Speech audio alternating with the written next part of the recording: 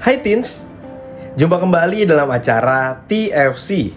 Kali ini kita akan menyimak tulisan dari Pendeta Ayu Sektianto dalam buku renungan Teens for Christ dengan judul Berdikari, berdasarkan 1 Tesalonika pasalnya yang keempat, ayatnya ke-9 sampai ke-12. Dan bersama saya, Hafer Yesaya Skauna. Sebelum itu mari kita berdoa. Tuhan, terima kasih telah menyertai kami di sepanjang kehidupan kami hingga saat ini ketika kami akan merenungkan firman-Mu. Pimpin kami ketika kami akan merenungkan firman-Mu sehingga firman-Mu dapat kami pahami dan dapat kami lakukan dalam kehidupan kami hari lepas hari. Pimpin kami ya Tuhan, dalam nama Tuhan Yesus kami berdoa. Amin. Teens, yang akan menjadi pusat perenungan kita adalah 1 Tesalonika pasalnya yang keempat, ayatnya yang ke-12. Saya akan membacakannya untuk kita semua. Sehingga kamu hidup sebagai orang-orang yang sopan di mata orang luar dan tidak bergantung pada siapapun.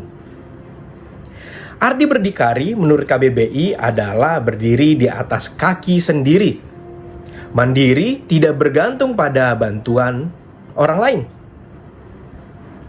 Di dalam bahasa Inggris, istilah berdikari erat kaitannya dengan independen, yaitu orang yang berdiri sendiri dan berjiwa lebih bebas, tidak terikat, serta merdeka.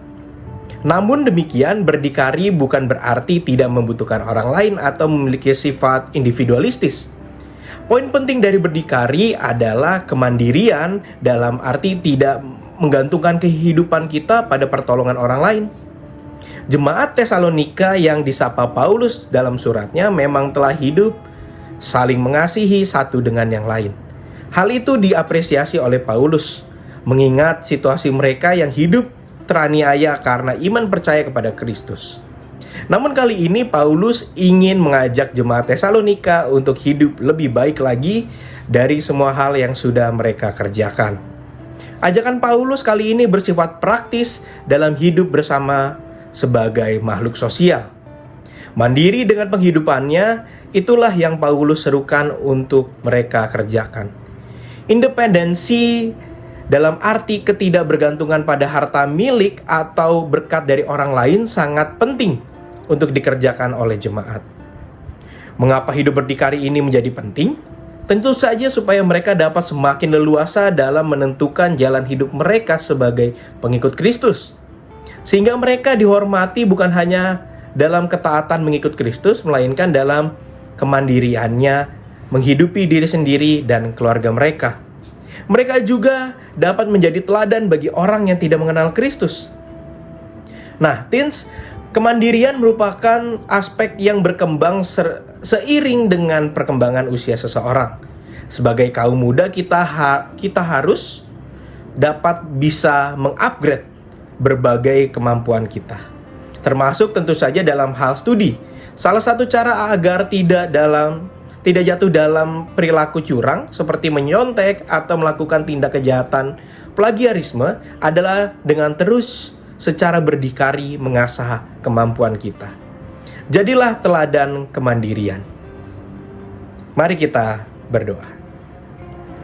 Tuhan, terima kasih untuk firman yang telah Engkau berikan kepada kami. Kami boleh dimotivasi untuk dapat hidup jauh lebih mandiri, tidak terlalu bergantung kepada orang lain.